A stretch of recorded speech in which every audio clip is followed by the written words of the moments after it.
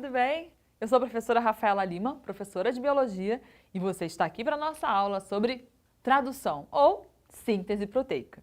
Já está vendo aí, já pelo nome, que a gente está falando de um processo que visa a produção de proteínas. Proteínas são as macromoléculas mais abundantes nos seres vivos e elas são formadas por aminoácidos. Você já parou para pensar de como será que são formadas essas proteínas? Existem milhares de proteínas diferentes, mas apenas 20 tipos de aminoácidos. A gente vai entender como se dá esse processo.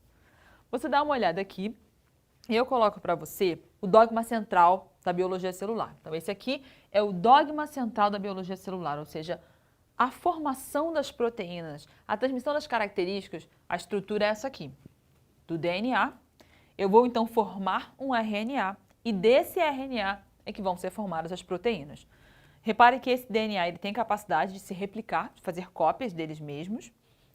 Você vai fazer uma busca aqui nas nossas aulas e vai encontrar uma aula só sobre replicação, sobre transcrição, o processo de formação desse RNA. E por fim, a partir do meu RNA é que eu vou formar as minhas proteínas.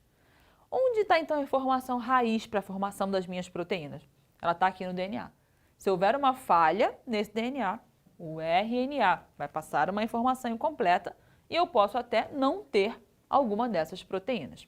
Então, entendido aqui, ou relembrado talvez para você o dogma central da biologia celular, vamos entender esse processo.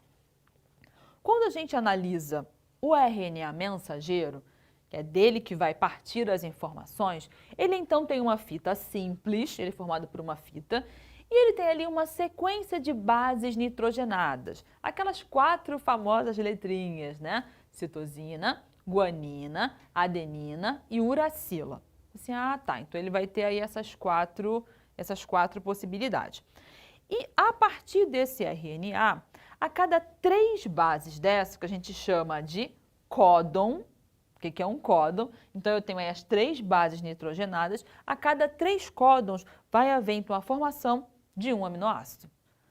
Tá, então essa leitura vai ser feita dessa forma? Pois é, eu tenho a minha sequência de RNA mensageiro, a cada 3 letras, chamadas de códon ou trinca, em alguns lugares você vai ver como trinca, eu tenho então a formação de um aminoácido. E assim eu vou formando então a minha sequência. É possível, por exemplo, eu passar um desafio para você. Eu te mostro um RNA mensageiro com uma grande quantidade de bases e pergunto, quantos aminoácidos vão ser formados aqui? Você consegue saber isso? Consegue. Você vai olhando ali, ó, de 3 em 3 e você vai conseguir fazer essa análise. Eu vou te dar uma diquinha para você matar essa questão aí também. Aí você assim, tá, então interessante isso aí. Repare que além do RNA mensageiro, que vai ser a base para o processo da tradução, a gente tem mais um RNA que participa desse evento, que é o RNA transportador. Já coloquei aqui para você, ó. O que esse RNA transportador ele vai fazer? Ele vai traduzir o que cada série de códons está dizendo ali, ó, e ele vai trazer o aminoácido correspondente. Vamos ver aqui o esqueminha, para isso ficar mais palpável para você? Então, ó, tenho aqui então o meu RNA mensageiro, está aqui na linhazinha laranja. Repare que ele é formado por uma série de bases nitrogenadas. AUG, UU, GGA, UC. Vou decorar? Não. Isso aí vai aparecendo aí, não é uma coisa que você decore. Mas tem uma coisa que sim, vai ficar aí na tua mente. Todas as vezes que eu inicio o processo de tradução, o códon inicial sempre vai ser o AUG. É o códon de iniciação. Então, esse é fixo. E o que vai rolar depois? O que vai rolar depois vai variando de acordo com aquele ser.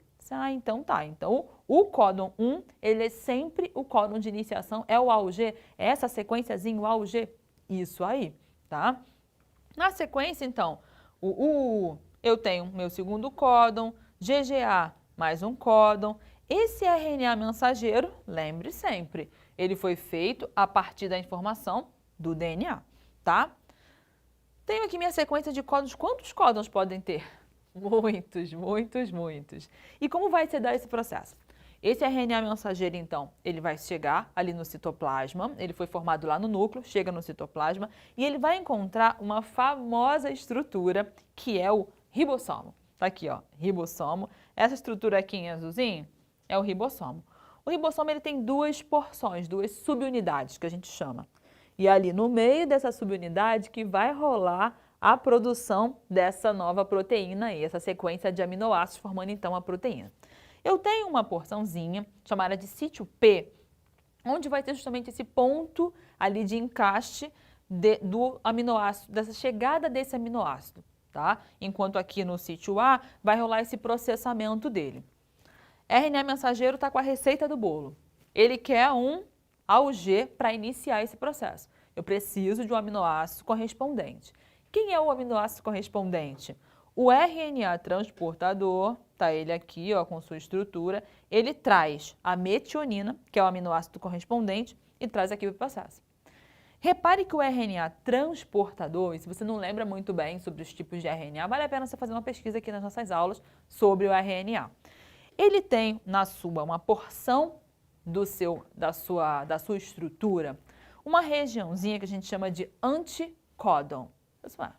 O códon não são as 3 basezinhas que eu tenho ali no meu RNA e o anticódon seria 3 bases que vão se complementar a ela. Então, se o RNA mensageiro tem AUG aqui, A pareia com U pareia com A, G pareia com C. O RNA transportador, o AC, conecta aqui trazendo quem? Trazendo a metionina. A partir de agora, a cada 3 códons, o RNA transportador pega o aminoácido correspondente e traz. E assim eu vou montando, junta esse, junta outro aminoácido, junta outro. E por fim, eu tenho aquele grande colar de contas simbolizando aí que eu tenho a minha proteína formada. Sacou?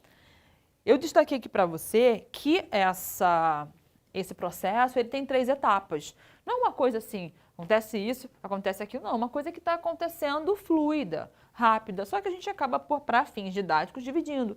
Esse processo vai ter o processo de iniciação, onde vai iniciar, então, esse momento desse RNA mensageiro chegando, nesse ribossomo, o alongamento da cadeia, a chegada de novos aminoácidos, conecta mais um aminoácido aqui, conecta mais um, conecta mais outro, formando então essa proteína e chegar nesse término desse processo da tradução. E como é que o RNA transportador, ele sabe que é hora dele parar de trabalhar? Por quê? O RNA mensageiro falou, o UC, ele vai lá e, opa, vem aminoácido correspondente. Como é que ele sabe? E outra, qual é esse aminoácido correspondente? Como é que eu sei que era hora de trazer a fenilalanina? Pois é, essa é uma área que a ciência se dedicou a estudar e chegou então nessa informação de qual é a linguagem, o chamado código genético. Aqui está a nossa tabelinha do código genético. O código genético ele é universal para a maioria dos seres vivos, ou seja, o que a ciência se colocou a estudar e uma série de cientistas levaram muitos anos para chegar nessa conclusão. Como que eu sei que é hora da produção da fenilalanina? Quais são as bases que dizem isso? Chegamos nesse código e, ó, se eu quero o aminoácido fenilalanina, quando tiver as bases UUU e a UUC, vai rolar a produção de fenilalanina. Então, se no meu RNA mensageiro estiver UUU ou UUC, o RNA transportador vem e traz. Opa, é fenilalanina? Tá aqui. É como se aqui eu te desse a receita do bolo, te mostrando aí os significados. Olha, a demanda é produção de prolina, o aminoácido prolina. Produção de prolina, CCU produz prolina, CCC produz prolina, CCA produz prolina, CCG produz prolina. Ah, e você viu que interessante? Eu quero um aminoácido só, mas eu tenho 4 possibilidades para produzir ele. Eu tenho 4 códons diferentes que vai produzir o mesmo aminoácido, pois é. Esse é um maravilhoso esquema anti-erro. Por quê? CCU produz prolina. Se tiver um errinho, trocar uma letrinha, CCC, tranquilo, é prolina também. Se rolar uma troquinha, CCA, prolina também. É um esquema anti-falhas para garantir que esse aminoácido ele vai estar presente. Então aí você entendeu como é que ele sabia, por exemplo, aqui, que o códon 8 é UCA. Assim, como é que eu sei qual é a informação que está contida aí? você caça aqui na tabelinha. E uma coisa que muitos alunos se apavoram, muitos estudantes, eu preciso decorar essa tabela? Jamais. Todas as avaliações e que você precisar estudar, os livros, a literatura, vai ter a tabela lá para você consultar. Você vai procurar, eu quero que comece com U, então é UCA. UCA, já sei que vai ser a serina, que o RNA transportador vai trazer para cá. E assim, ó, eu vou formando várias bolinhas dessa aqui. Vários aminoácidos. E vai chegar uma hora que ele vai parar. Quando que ele para? Quando ele encontra os códons de parada. Na tabela, você não deve ter reparado, mas repara aqui comigo, ó, que eu tenho 3 códons com a palavra fim. Às vezes, em alguns livros, você vai encontrar como stop códon, códon de parada.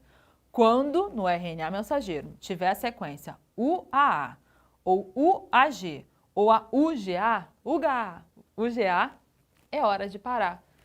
Já cumpriu a missão, proteína feita, fim do jogo.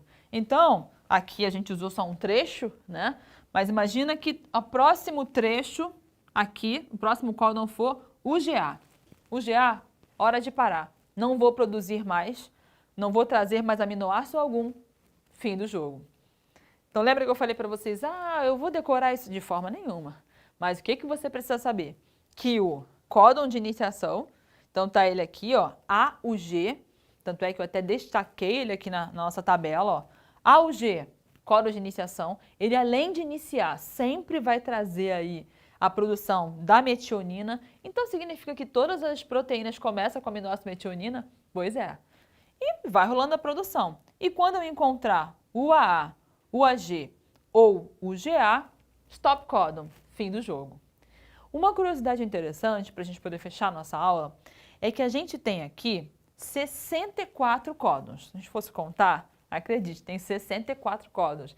Repare que foram rolando as combinações, né, de cada uma das bases, né? O CA com o G, todas as combinações possíveis, chegamos em 64.